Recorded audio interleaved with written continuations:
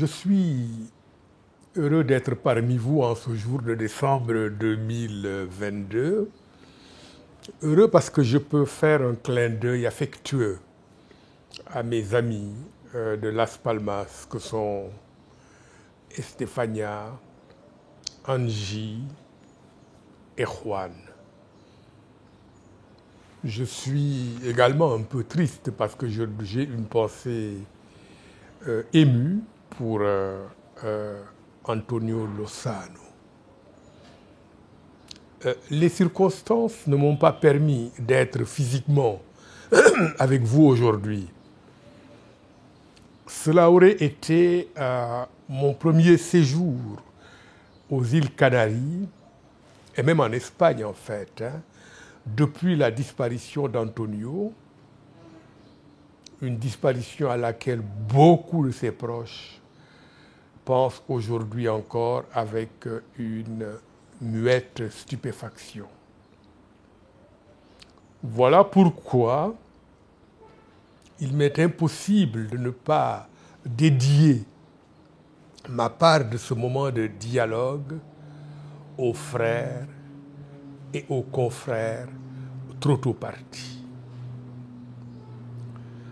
Cela dit, pour en venir à notre propos lui-même, il s'agira de littérature et plus particulièrement de littérature africaine.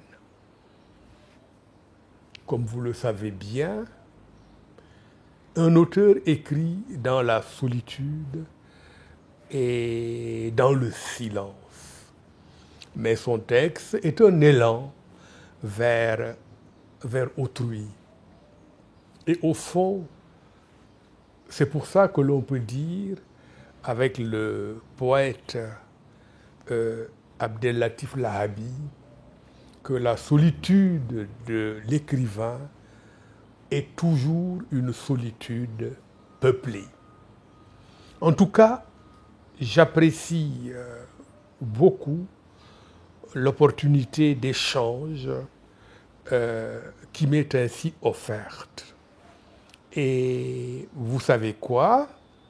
En fait, j'y vois une espèce de revanche de la tradition orale sur la tradition écrite.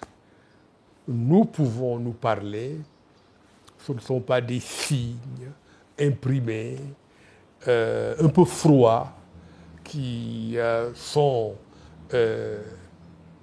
le moteur de la conversation. Non, c'est une parole réelle, une parole humaine vivante. Et c'est pour rester sur ce mode convivial que j'ai choisi pour mon propos un titre un brin provocateur. À quoi sert la littérature africaine? Chaque fois qu'on pose une question de ce genre, en réalité, on sous-entend que la littérature africaine ne sert à rien. Je vais, pour répondre à cette question, de temps en temps avoir à parler de ma propre production littéraire. Je vais devoir de temps en temps me positionner dans le champ littéraire africain francophone. Je précise bien francophone. Et naturellement, je vais m'interroger à haute voix pour amorcer la discussion entre nous sur les contradictions de cette littérature, sur ses ambiguïtés et peut-être surtout sur ses innombrables fausses évidences.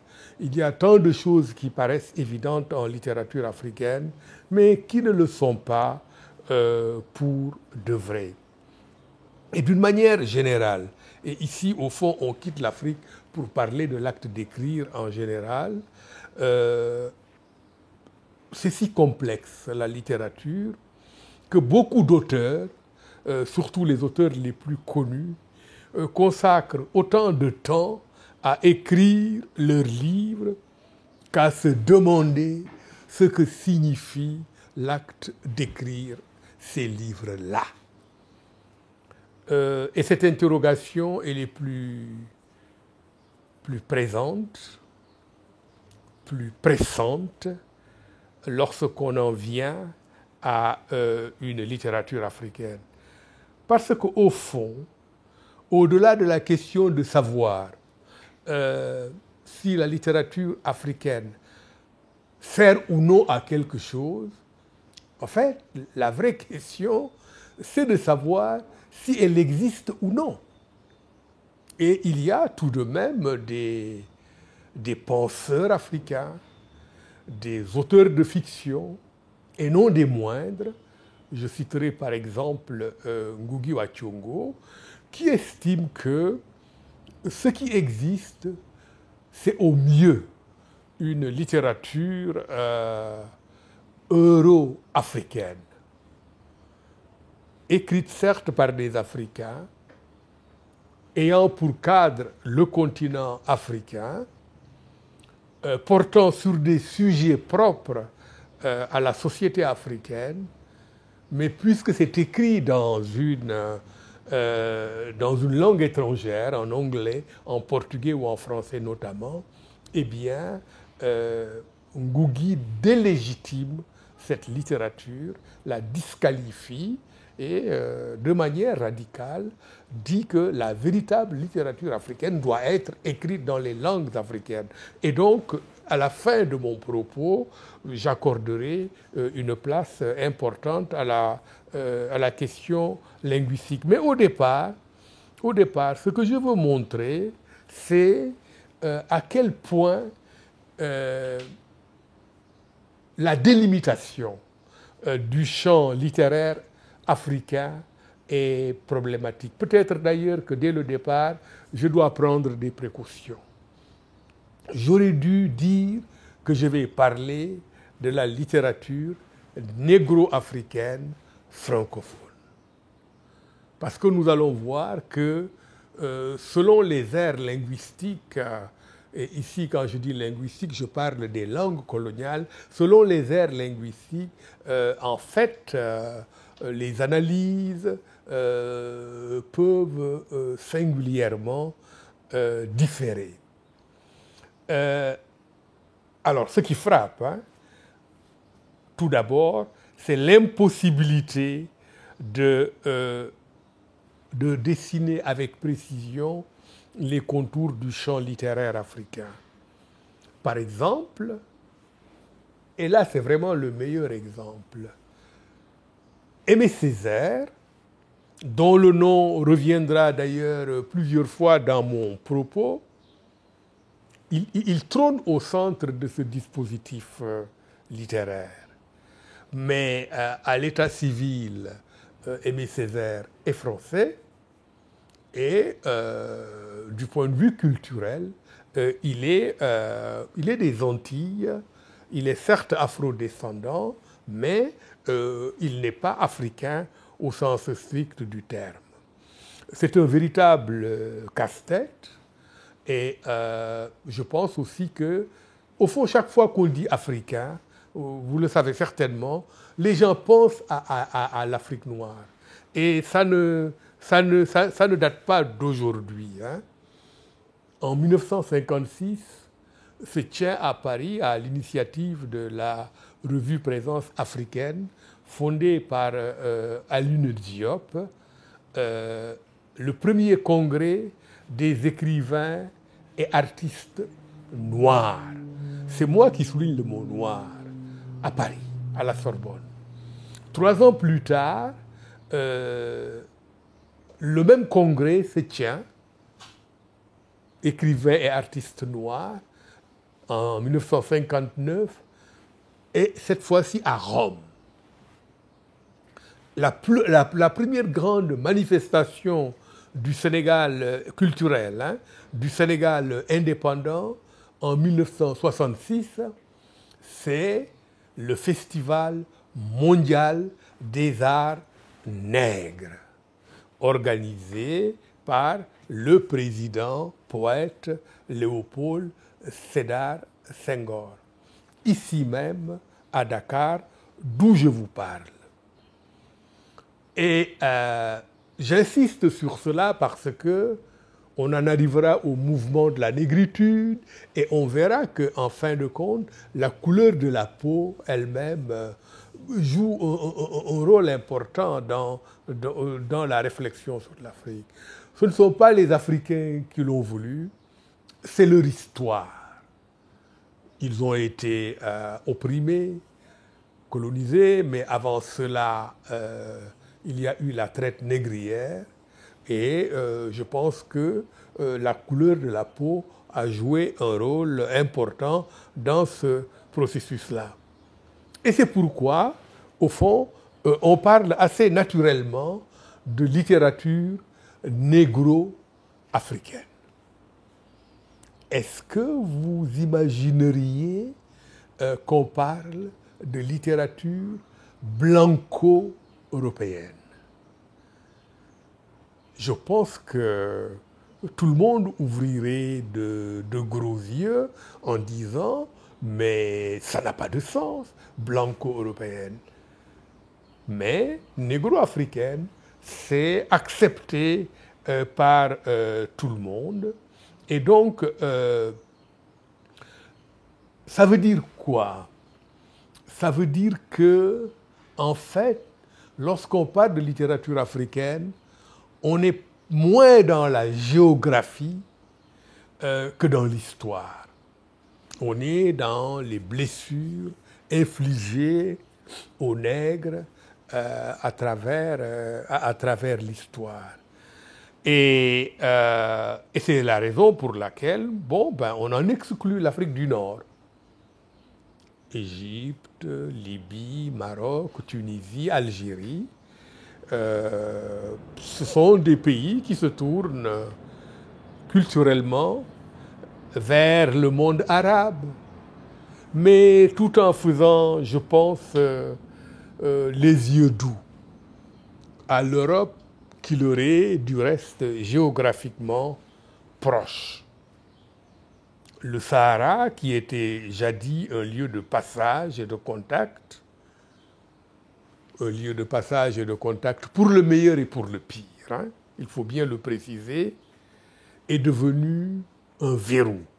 Et en Espagne, évidemment, avec la problématique de la migration, on connaît très très bien le problème. C'est devenu un verrou à faire sauter au péril de leur vie par des jeunes gens que l'on nomme désormais les subsahariens. Au lieu de parler de négro-africains, parce que c'est trop marqué par la couleur, on préfère le concept plus neutre de subsaharien, qui se réfère à une division géographique. Donc, bienvenue, on laisse de côté la littérature négro-africaine et on souhaite la bienvenue à la littérature subsaharienne. C'est vraiment le terme de plus en plus en vogue chez les spécialistes. Mais la littérature subsaharienne elle-même, elle pose problème. Elle pose problème dans ce sens que elle n'a de sens que dans un espace strictement délimité. Et elle exclut de fait la diaspora noire. Les Noirs se sont éparpillés aux quatre coins du monde. Oh, je dirais qu'on les a éparpillés bien malgré eux. Et lorsqu'on dit littérature subsaharienne, ça veut dire que Aimé Césaire, Léon Gontran Damas, mais tant d'autres, hein, et même aujourd'hui, les Chamoiseaux, les Confiants, on peut aussi parler des Haïtiens, ils ne sont pas concernés. Or, la littérature africaine, déconnectée de l'afrodescendance, c'est-à-dire des auteurs noirs sur des problématiques noires africaines, installées très loin au-delà du continent. Vous ne pouvez pas analyser sans les prendre en compte. Aimé Césaire, dans le cahier d'un retour natal, dans un très beau passage, il parle de ses ancêtres Bambara. Eh bien, à nous maintenant de ramener Césaire dans notre littérature. Mais même si on s'en tenait à la seule Afrique dite noire, c'est-à-dire subsaharienne, cette littérature n'en reste pas moins insaisissable. Il existe en effet, et vraiment c'est un phénomène sur lequel j'attire votre attention, parce que je considère qu'il n'est pas suffisamment analysé. C'est un des implicites de la littérature africaine. Eh bien, il existe en Afrique australe, Zimbabwe, Malawi, surtout Afrique du Sud, etc., ce qu'on pourrait appeler, d'un point de vue européen, bien entendu, une diaspora littéraire blanche. On n'en parle pas beaucoup et pour moi c'est très intéressant parce que ces auteurs blancs installés au cœur du continent noir, qui sont des Africains, eh bien, leurs romans, leur poésie, leur production littéraire en général, elle est reçue par la critique littéraire européenne comme étant des textes appartenant à la littérature européenne. En Europe et en Afrique, des auteurs comme Coetzee, comme André Brink, mais tous ces auteurs-là, Nadine Gordimer, Doris Lessing, non, sont lus comme des auteurs occidentaux. Ils font partie intégrante du patrimoine culturel occidental. Et cette littérature elle-même se conçoit, se conçoit comme telle. Hein.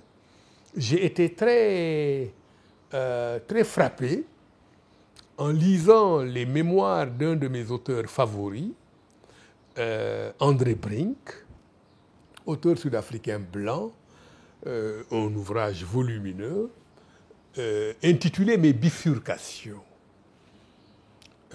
Et il raconte sa vie. Hein. C'est paru en 2009, 6 ans avant sa mort. Eh bien,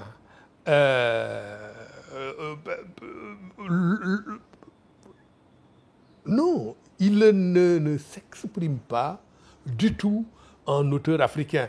Et, s'il vous plaît, ne pensez pas que je suis en train de lui reprocher quoi que ce soit. J'y reviendrai tout à l'heure, parce que Brink était un vaillant militant anti-apartheid. Hein.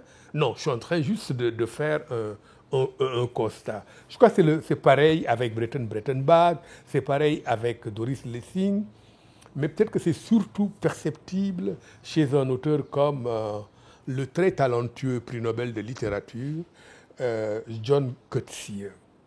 Eh bien, on trouve dans son célèbre roman « Disgrace », qui est son chef-d'œuvre, hein, on est tous d'accord, une intéressante confrontation entre le professeur, le personnage principal, le professeur David Laurie, et un autre personnage, un métis, un homme de couleur, du nom de Petrus, qui est son gardien. En réaction à une requête jugée saugrenue de son gardien, l'universitaire blanc. En fait,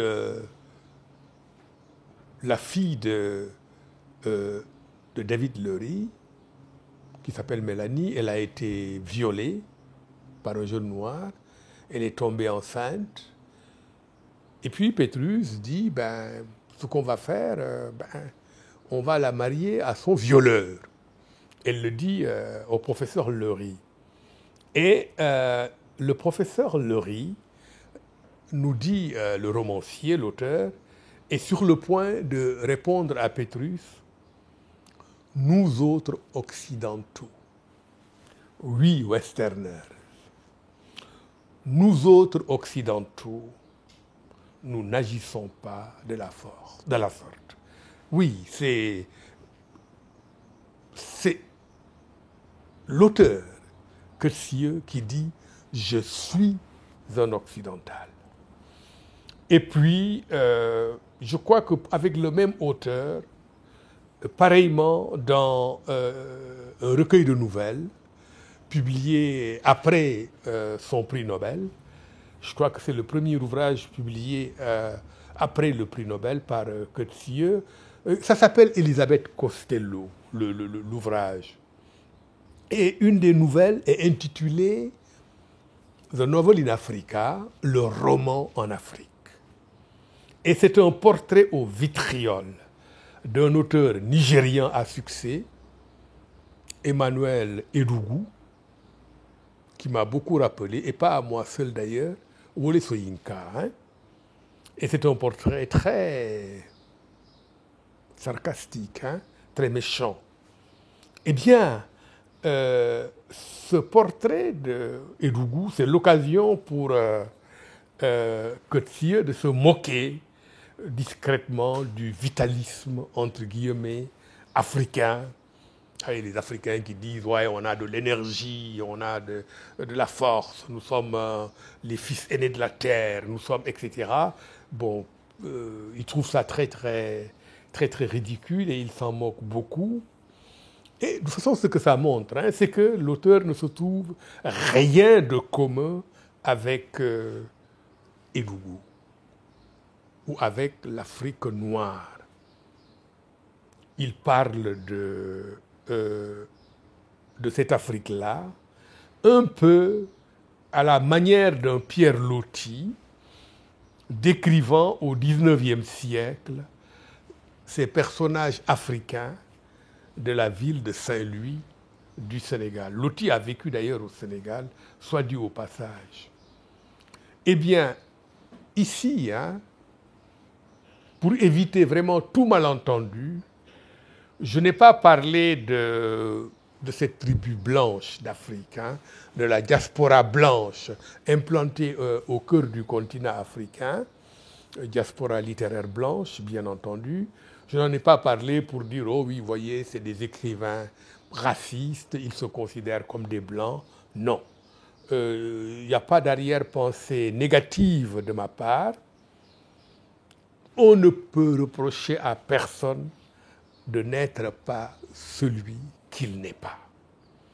S'il est vrai que Coetzee a été rarement entendu dans la lutte contre l'apartheid, il n'a cessé de mettre le phénomène en fiction avec une subtilité, comme dans Age of Iron, l'âge de fer, une subtilité proche de la perversité.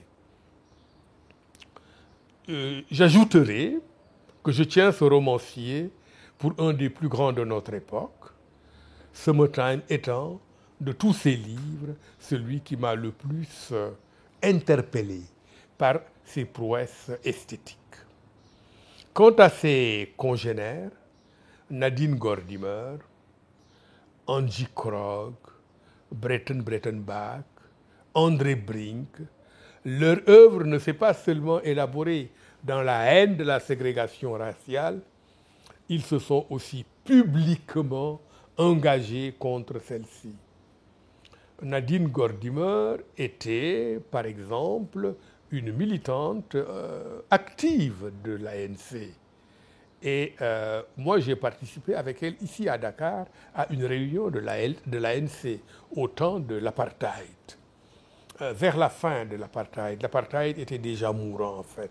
Et elle est venue à Dakar et on était ensemble à cette réunion. Eh bien, et Brettenbach, il a payé de 7 années de prison son combat contre l'apartheid pour mémoire son livre intitulé Mémoire d'un terroriste albinos.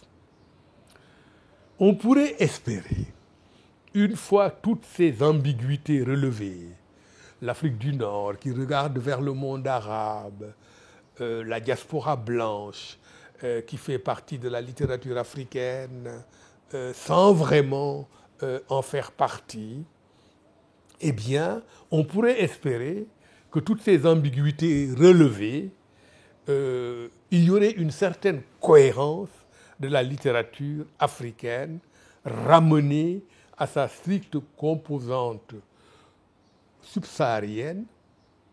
Et le mot subsaharien, ici, je lui donne à la fois une connotation culturelle et géographique. En réalité, il n'en est rien. Pourquoi ? Parce que les langues coloniales n'en finissent pas de lézarder de toutes parts la littérature subsaharienne. J'ai travaillé quelque temps au Nigeria. Je m'y suis forcément intéressé. C'est le premier exemple que je donne pour montrer que, selon les langues, on est dans des espaces où l'expression littéraire, en fait, dit des choses très différentes.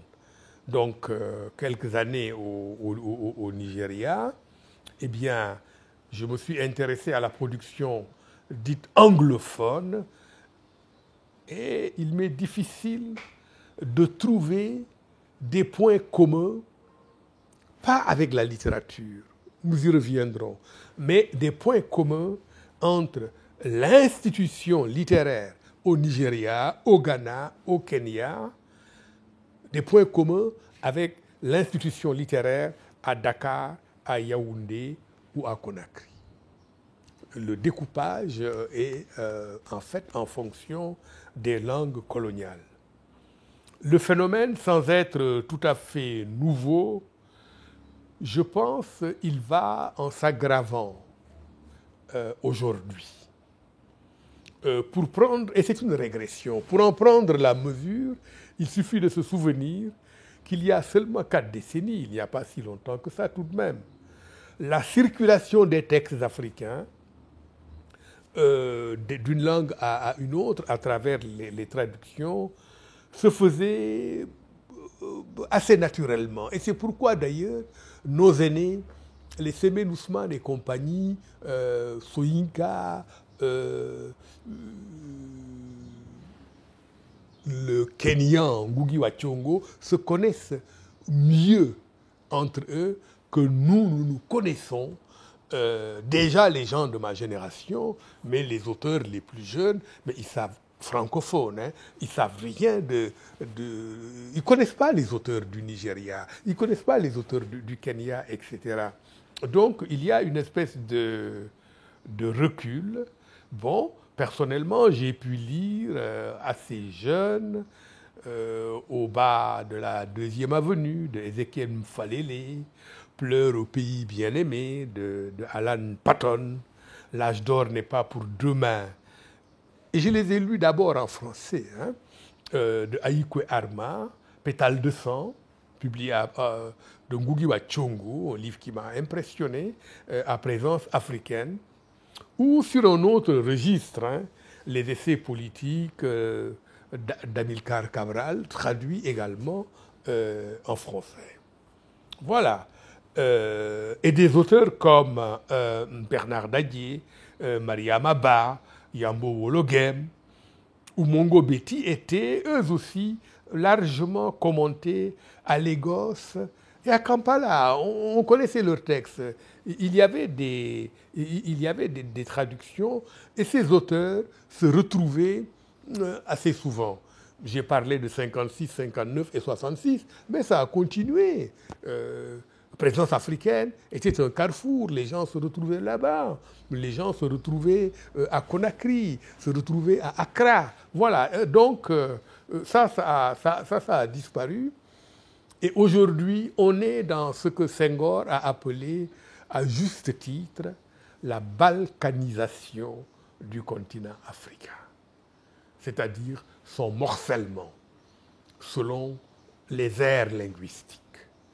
Les auteurs anglophones se retrouvent entre eux, ils dialoguent avec Londres, ils pensent aux prix littéraires qui sont décernés à Londres ou à New York, mais surtout à Londres.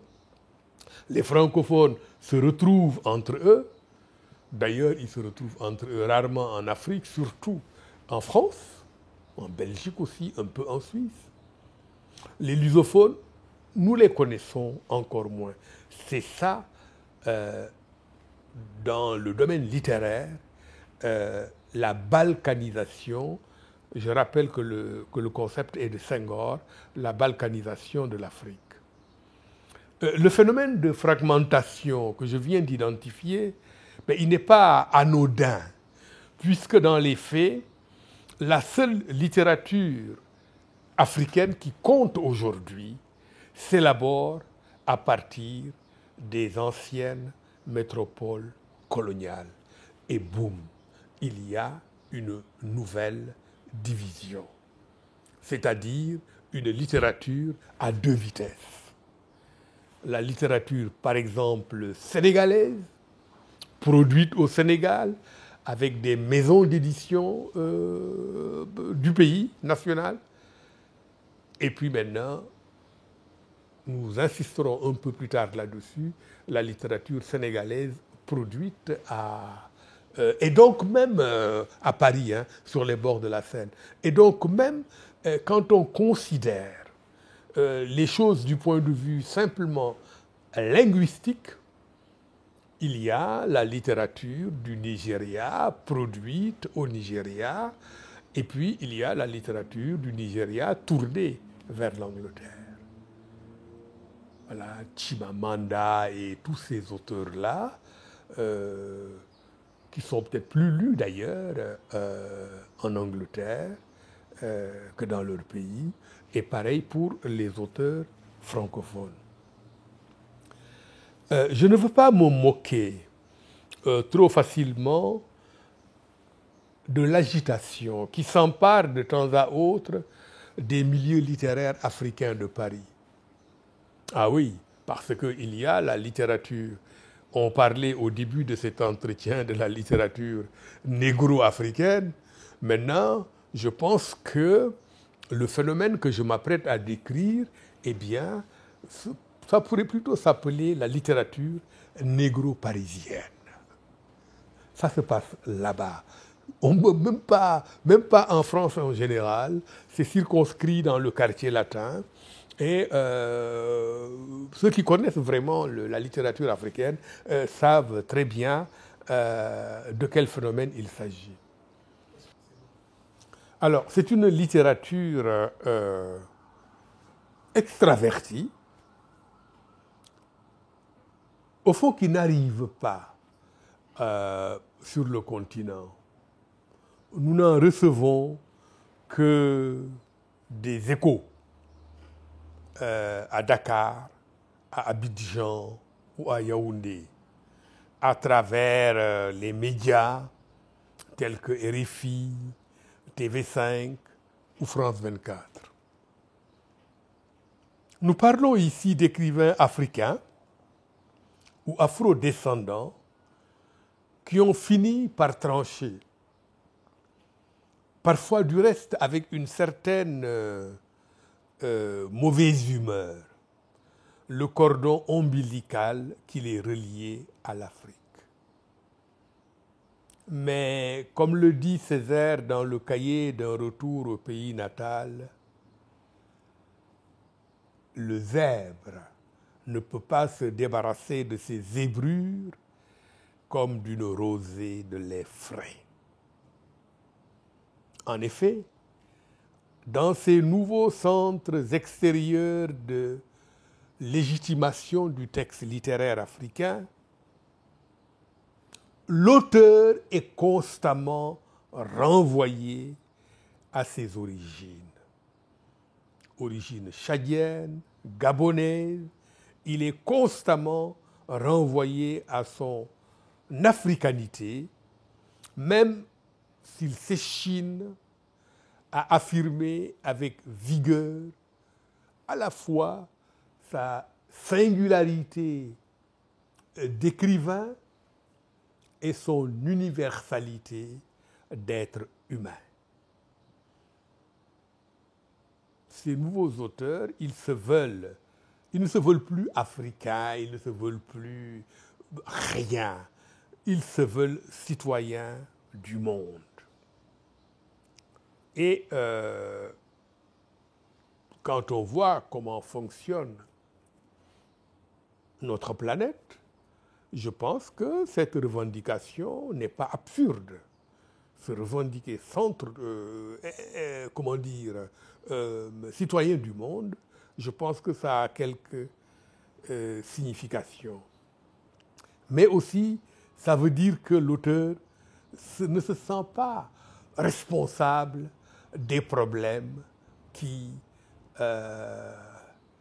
agitent son continent, de ce qui se passe sur le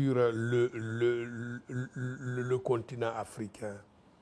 Ici, et donc, alors que la littérature africaine, c'est un de ses traits vraiment distinctifs, c'est ça qui marque son identité. La littérature africaine est née sous le signe de l'engagement. Il a été naturellement engagé. Eh bien, il faut que je m'arrête sur cela. Sur littérature africaine et engagement, en prenant l'exemple du continent africain, plutôt de l'espace francophone. Vous savez, il y a la conquête coloniale, les Européens arrivent, ils prennent le pouvoir, ils réorganisent nos territoires à partir de certains présupposés que je dirais racistes. La fameuse théorie de la table rase, c'est-à-dire l'Afrique est une terre vierge. Avant nous, les Occidentaux, il n'y avait rien. Nous allons leur apporter la religion, nous allons leur apporter notre langue, notre culture, tout en construisant d'ailleurs des hôpitaux, des écoles, etc. Donc c'est un système injuste et inégalitaire. Et que se passe-t-il? Eh bien, à un moment donné, les Africains qui ont été à l'école, ils commencent à écrire. Et c'est ainsi qu'est née la littérature africaine francophone. On dit que le premier ouvrage écrit en langue française, écrit par un Africain, est celui du Sénégalais Bakary Diallo en 1926, donc en pleine époque coloniale. Et cet ouvrage s'appelle Force Bonté. Force, trait d'union, bonté. Et l'auteur, Diallo, il fait l'apologie de la colonisation. Mais très vite, les auteurs africains commencent à critiquer la colonisation en utilisant la langue française. Et donc, dès le départ, ils utilisent une langue que leurs compatriotes ne comprennent pas. Et la littérature africaine d'expression française, elle a vu le jour, non pas pour parler aux Africains, elle n'a pas été écrite pour les lecteurs africains, elle a été écrite contre le colonialisme, mais pour être lue par le colonisateur. Et l'écrivain, il se fait le porte-parole de son peuple. Comme dit Aimé Césaire, ma voix sera la voix de celle qui s'affaisse au cachot du désespoir. Eh bien, il parle pour son peuple, mais en parlant pour son peuple, il met ce peuple-là entre parenthèses. Et je pense que ici, on peut vraiment... c'est ici d'ailleurs qu'on en arrive au point où les gens disent comment dire, la littérature africaine n'existe pas. La littérature africaine n'existe pas, ce n'est pas la peine d'être là, et les jeunes auteurs, ils prônent le désengagement. Les premiers grands écrivains, je peux les nommer, Ousmane Sembène, Mongo Betty, Aïkwe Arma, Ngugi wa Thiong'o et David Diop, le poète, en remontant plus haut, des auteurs comme Senghor, des auteurs comme Cheikh Anta Diop dans le domaine de l'essai, tous ces auteurs-là, ils prenaient position. Hein.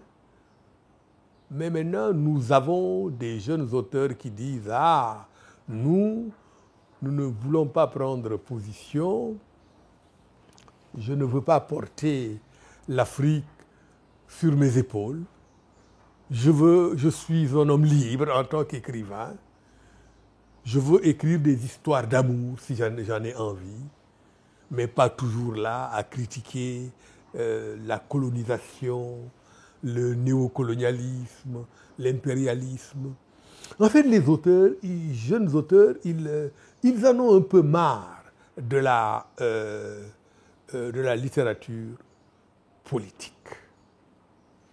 Mais nous, moi j'appartiens à une autre génération.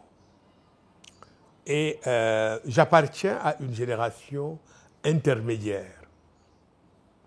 Et on nous a appelés les romanciers de la deuxième génération.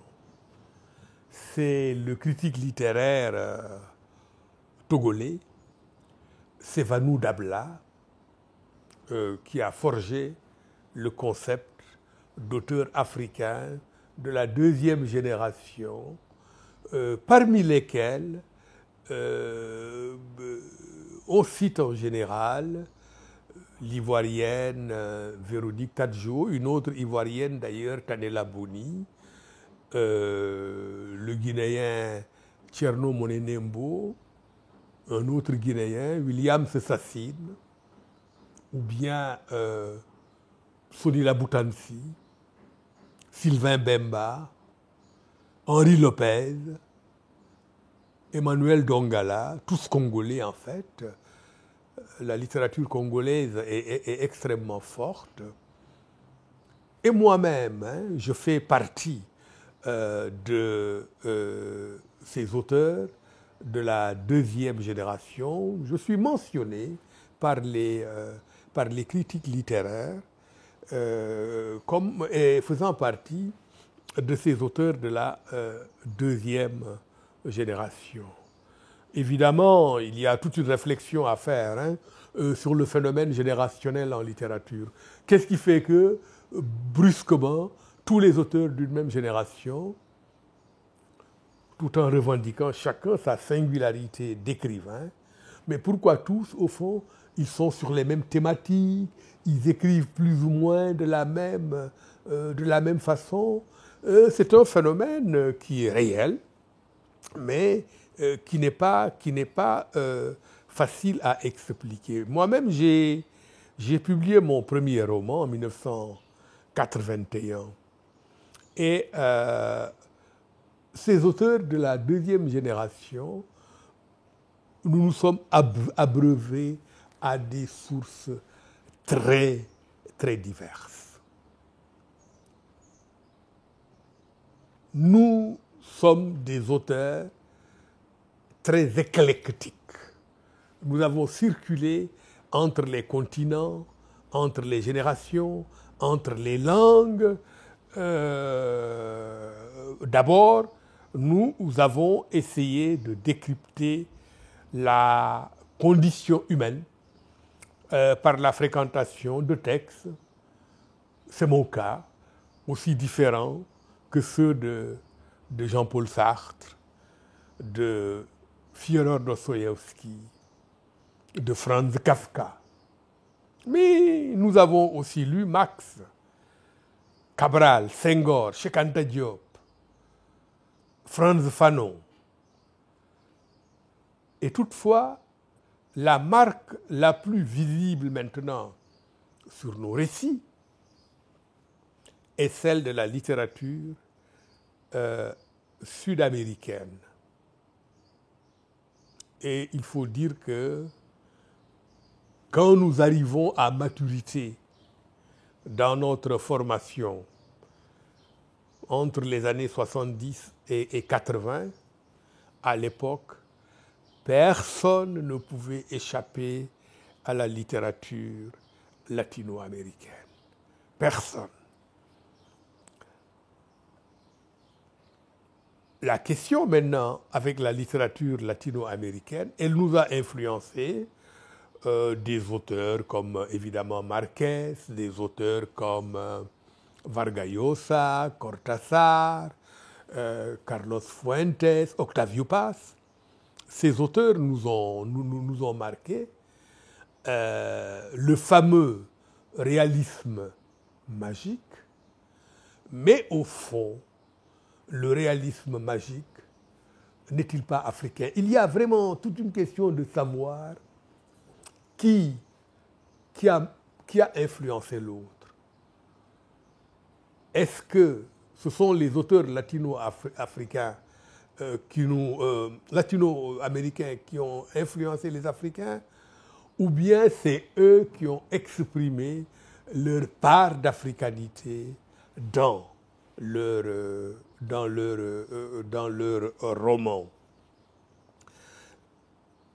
Moi, les contes que j'écoutais pendant mon enfance, eh bien, et qui ont eu un impact tellement fort sur mon écriture, eh bien, ces contes-là, on peut appeler ça du réalisme magique. Hein.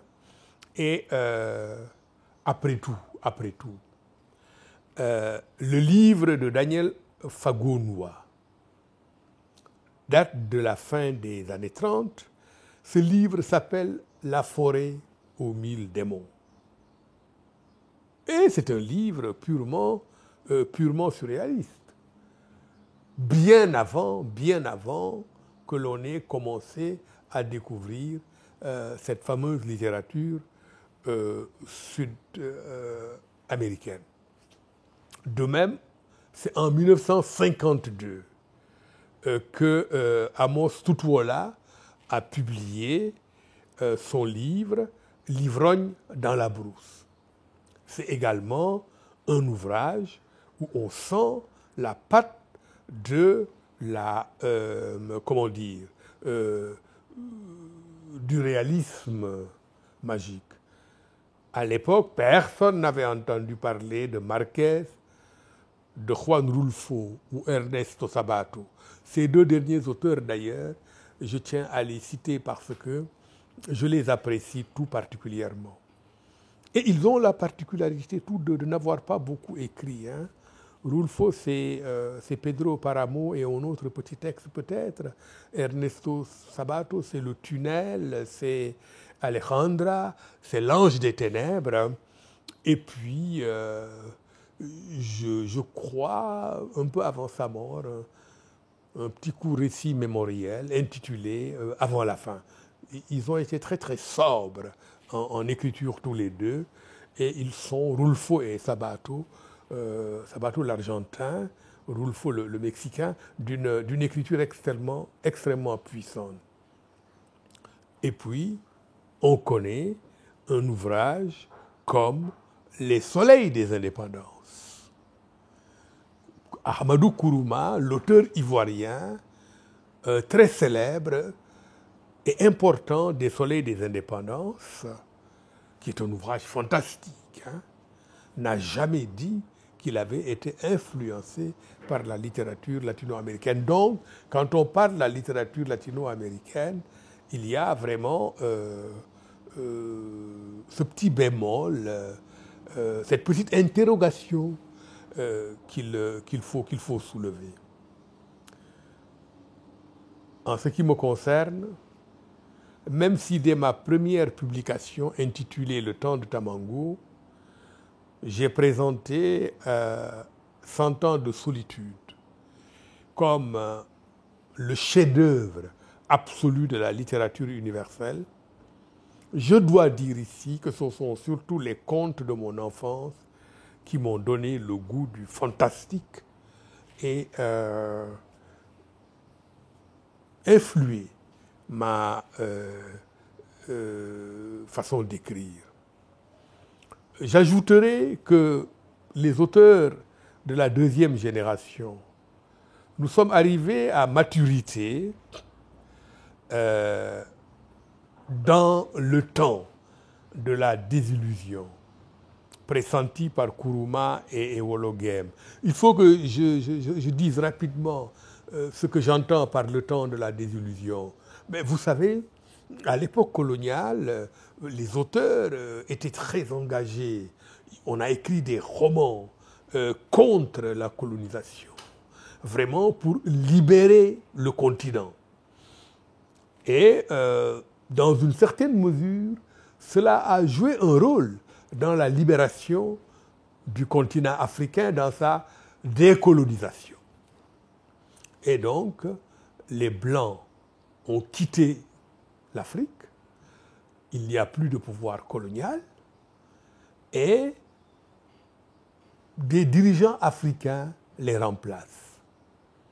Mais très vite, il y a de nouveaux maux qui gangrènent les sociétés africaines. Il y a des coups d'État. D'ailleurs, c'est intéressant parce qu'au moment où je prononce ces mots, il y a un coup d'État en cours au Burkina Faso. On ne sait même plus ça fait combien de coups d'État dans certains pays. Eh bien, les coups d'État, la corruption, une tyrannie parfois très sanglante, le parti unique, vraiment les violations des droits humains par des pouvoirs fondamentalement autocratiques. Et donc, c'est la désillusion. Les auteurs qui se sont battus pour libérer le continent, ils se demandent, mais nous avons libéré le continent, mais c'est ça le résultat. Et les romans passent de l'optimisme au pessimisme, à cause justement de cette déception, de cette désillusion. Et il y a des romans, comme les miens, les romans de Sunila Boutansi, de Emmanuel Dongala, qui critiquent les nouveaux pouvoirs africains, autocratiques, voire dictatoriaux. J'aimerais dire un mot sur les aînés, c'est-à-dire ceux qui nous ont influencés. En Afrique, les auteurs de la seconde génération, la mienne, sont les premiers à être devenus écrivains par la lecture d'autres auteurs africains.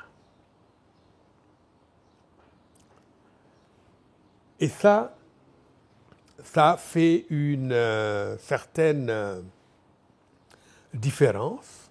Et qui étaient ces aînés?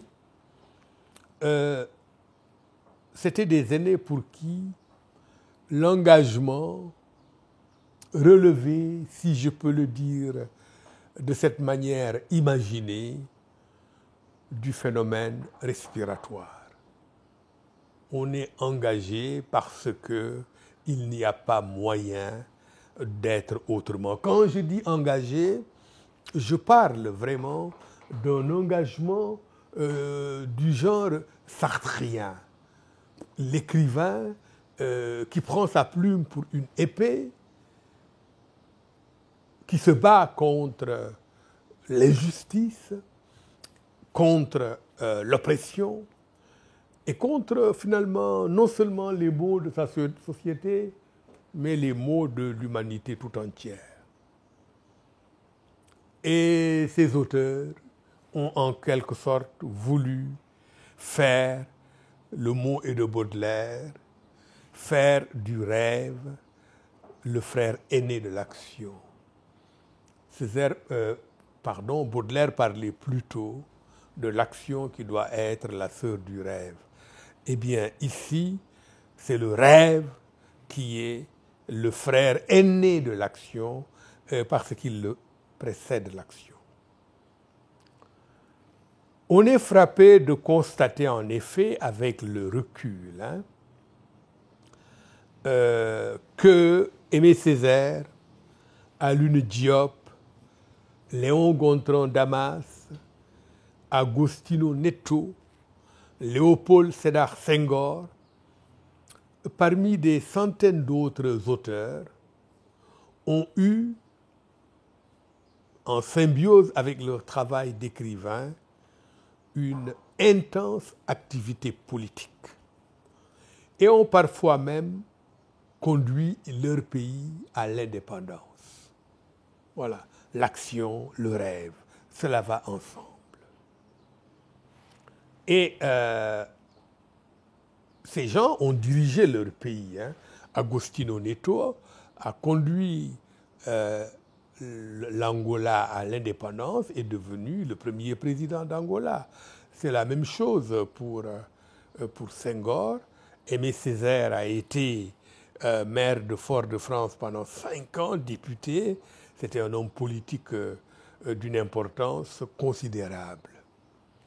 Et je dirais ici que les poètes, les dramaturges et les romanciers africains ont écrit au propre comme au figuré l'histoire du continent africain au XXe siècle.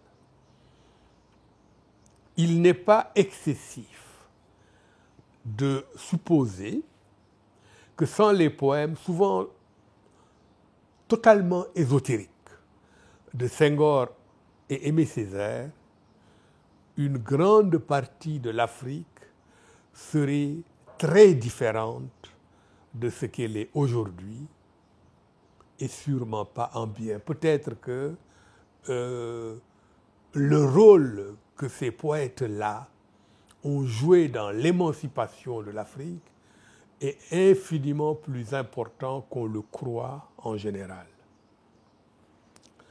Je l'ai rappelé il y a un instant, mais il me paraît essentiel d'insister là-dessus. Ces auteurs, conscients de la pression des urgences politiques, ne s'en sont jamais tenus à leurs textes de fiction. Ils ont développé, tout en poursuivant leur carrière d'écrivain, ils ont développé une réflexion politique avec les armes que l'époque mettait à leur disposition. Je parle ici des armes théoriques. Ainsi, il était très difficile pour nos aînés et un peu plus tard pour nous-mêmes, de penser en dehors des canons marxistes-léninistes, qui faisaient dire d'ailleurs à Jean-Paul Sartre, le marxisme est l'horizon philosophique indépassable de notre temps. Et il est intéressant de le noter, Césaire s'était carrément inscrit au Parti communiste français avant d'en sortir de manière retentissante après l'invasion de la Hongrie en 1956 par une lettre publiée sous forme de livre, lettre de démission intitulée « Lettre à Maurice Thorez », qui était à l'époque évidemment le patron du parti communiste français. Alors, ces symboles les plus forts, les symboles les plus forts de la volonté d'interpréter l'Afrique pour mieux la changer, ce sont la création en 1947 de Présence africaine, j'en ai parlé au début. Il s'agit de la revue Présence africaine et de la maison d'édition qui existe aujourd'hui encore dans le quartier latin, 25 rue des Écoles, qui porte le nom Présence africaine. Et puis en 1956 et en 1959, nous l'avons vu, il y avait les premiers et deuxièmes congrès des écrivains et artistes noirs à Paris et à Rome. Et puis, à ces rencontres-là, bon, il y a eu, on a développé le concept de négritude. Bon, comme c'est tout de même un cours adressé à des personnes à des participants qui ne sont pas supposés bien connaître l'histoire de la littérature africaine. Évidemment, ce serait trop long d'insister sur le problème de la négritude, mais je crois qu'il faudrait vraiment une présentation spéciale sur ça. Je dirais que la négritude, c'est 3 noms. C'est Aimé Césaire, Léopold Sédar Senghor et le poète guyanais Léon Gontran Damas, dont on ne parle pas beaucoup, qui sont en France, étudiants, jeunes écrivains, et puis qui disent, mais nous allons, au fond, I'm black and I'm proud. Noir et fier de l'être. La théorie de la table rase, ceux qui disent oui, les Noirs n'ont rien inventé, les Noirs sont vraiment finalement la race malade de l'humanité, nous prétendons le contraire. Noirs et fiers de l'être, nous allons brandir la couleur de notre peau que l'on a jetée dans la boue, nous allons la brandir pour exprimer notre fierté. Et ça a été un retour vers l'Afrique ancienne, vers ses valeurs, un moyen de mettre en évidence les mensonges. Et comme disent Aimé Césaire et Senghor, la négritude, c'est simplement le fait d'être noir et de l'accepter. Et maintenant, c'est un courant littéraire auquel sont raccordés de très très nombreux ouvrages, de la poésie d'ailleurs surtout, puisque Senghor, Césaire et Damas étaient tous les 3 des poètes, mais en même temps, évidemment, tout ce qui a été écrit par des Africains, publié ou non, en fait, par Présence africaine, on a appelé ça le mouvement de la négritude. Et il faut savoir aussi que dans le mouvement de la négritude, entre les deux des principaux initiateurs qui étaient les meilleurs amis du monde, jusqu'à la fin de leur vie, ils se sont connus quand ils avaient une vingtaine d'années, Aimé Césaire et Louis le Grand, qui se sont rencontrés plutôt, Aimé Césaire et Senghor, qui se sont rencontrés au lycée Louis le Grand, restés amis toute leur vie. Il y avait une certaine différence entre eux. Senghor était plus modéré, plus conciliant. Il essayait de trouver, voilà, un dialogue à l'échelle de toute l'humanité. Il parlait du banquet de l'universel, de ce moment où toutes les civilisations humaines se retrouvent, et il parlait aussi du rendez-vous du donner et du recevoir. Alors que Césaire, lui, d'abord, je viens de le dire, politiquement, il était très engagé, membre du Parti communiste français. Il a écrit un pamphlet brillant, mais très violent, qui est, je crois, le texte le plus fondamental sur la colonisation, texte intitulé « Discours sur le colonialisme ». Donc il était très engagé et lui, il avait une définition plus militante de la négritude. Et quand on considère bien, c'est normal que Aimé Césaire ait plus de colère que Senghor. Il y a quelque chose de normal là-dedans, parce que Senghor, bon, il n'a pas connu l'esclavage, il n'a pas connu vraiment ce phénomène de violence extraordinaire. Donc il n'y a pas chez lui vraiment cette colère-là.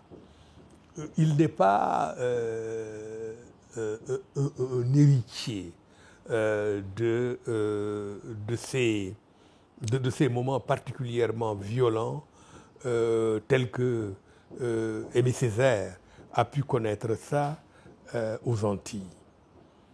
Et et puis maintenant, là aussi, par rapport à la négritude, à un moment donné,